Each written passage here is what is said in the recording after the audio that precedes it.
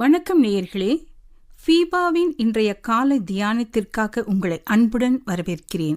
நேயர்களுக்கு இயேசுவின் நாமத்தில் அன்பின் வாழ்த்துக்களை தெரிவித்துக் கொள்கின்றேன். நாம் ஆராதிக்கின்ற, நாம் நம்புகின்ற இந்த ஆண்டவர் உண்மை உள்ளவராக இருக்கின்றார், கிருபை உள்ளவராக இருக்கின்றார்.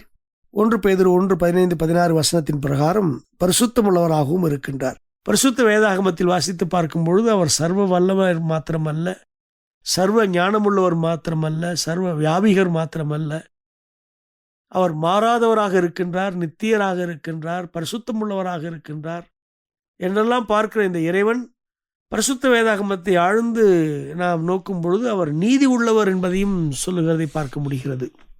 இறைவன் நீதியும் நியாயத்தையும் செய்கிறவராக இருக்கின்றார். அவருடைய ஆளுகை நீதியான ஆளுகை, பரிசுத்தம் நிறைந்தது என்பதையும் இணைத்து கூறுவதை வேதம் நமக்கு போதிக்கிறது. இறைவன் பிரதிபலன் கொடுக்கக்கூடியவர் என்பதையும் வேதம் நமக்கு தெளிவாக எடுத்து காண்பிக்கிறது.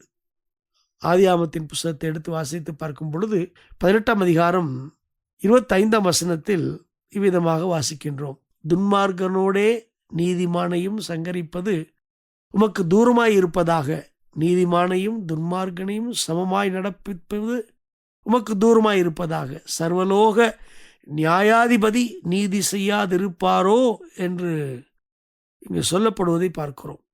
ஆகவே இந்த ஆபிரகாம் இறைவனம் நெருங்கி வரும் பொழுது துன்மார்க்கனோடே நீதிமானை அழிப்பீரோ, அப்படியானால் இறைவன் துன்மார்க்கனையும் நீதிமானையும் ஒரே விதமாக தீர்ப்பு சொல்ல மாட்டார் என்பதைத்தான் இங்கு ஆபிரகாம் நமக்கு வெளிப்படையாக காண்பிக்கிறதை பார்க்கின்றோம். சோதம் குமரா என்ற பட்டணம் அழியப் போகிறது என்ற நிலை வரும் பொழுது இறைவன் அழிக்கப் போகிறார். அக்கிரமத்தின் நிமித்தம், பாவத்தின் நிமித்தம் அந்த தேசம் அழியப் போகிறது என்பதை தனக்கு பிரியமானவனுக்கு எடுத்து சொல்லிவிட்டு தான் அந்த காரியத்தை அவர் செய்ய போகிறார். அப்பொழுது பட்டணத்துக்குள்ளே ஒருவேளை 50 நீதிமான்கள் இருப்பார்களே, ஆனால் இந்த 50 நீதிமான்கள் நிமித்தம் அந்த ஸ்தலத்தை ரட்சித்து விடுவீர் என்பதாக அவர் ஒரு பாசிட்டிவ் கண்ணோக்கத்தோடு ஆபிரகாம் பார்ப்பதை பார்க்க முடியும். 50 நீதிமான் இருந்தால் நீ அழித்து விட வேண்டாம் என்று கேட்பதோடு கூட அவர் அழிக்க மாட்டார். நீதிமானையும் துன்மார்க்கனுக்கும் ஒரே விதமாக அவர் நீதி செய்கிறவர் அல்ல.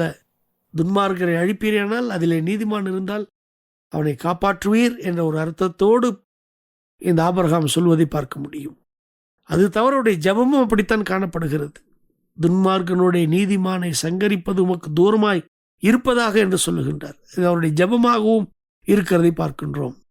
இருவரையும் சமமாக நடத்த வேண்டாம் என்பதையும் அவருடைய ஜபமாக இருக்கிறது. நீதிமானுக்கும் துன்மார்க்கனுக்கும் சமமாய் நீ நடப்பிக்க கூடாது என்று கூறுகின்றார்.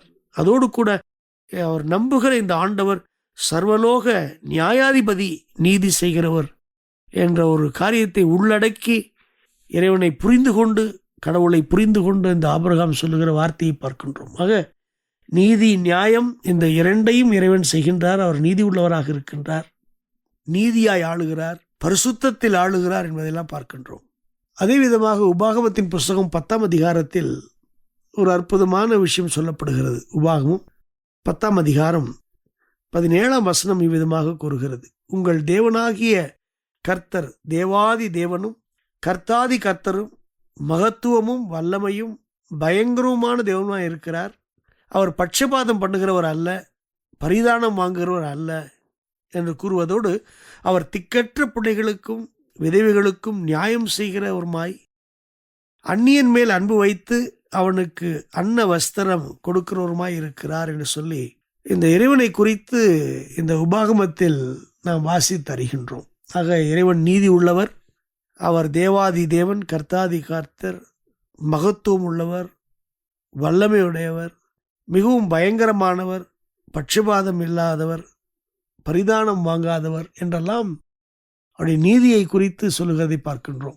அதே விதமாக சங்கீதத்திலும் ஏராளம் இந்த இறைவன் நீதி உள்ளவர் என்பதை சங்கீதக்காரனும் கூறுகின்றார். சங்கீதம் 9:8, சங்கீதம் 119, 142, எரேமியா 11:20, ரோமர் 2:11 ஆகிய இந்த வசனங்களில் வாசித்து பார்க்கும் பொழுது இறைவன் நீதி உள்ளவர் என்பதை நாம் நன்கு புரிந்து கொள்ள முடியும். ரோமரின் புஸ்தகம் 2ஆம் அதிகாரம் 11ஆம் வசனத்தை நான் வாசிக்கிறேன், கேளுங்கள். தேவனிடத்தில் பட்சபாதம் இல்லை என்ற ஒரு வார்த்தையோடு அவர் நீதி செய்கிறவர் என்பதை இங்கு அழுத்தம் திருத்தமாக பவுல் கூறுகிறதை பார்க்க முடியும். இன்றைய காலை தியானத்தில் பங்கேற்றமைக்காக நன்றி. உங்களது கருத்துக்களை பகிர்ந்து கொள்ளவோ மேலும் விவரங்கள் அறிந்து கொள்ளவோ 9458585042 என்ற எண்ணிற்கோ அல்லது info@fibaonline.org தொடர்பு கொள்ளவும். தேவன் தாமே உங்களை ஆசீர்வதிப்பாராக. ஆமேன்.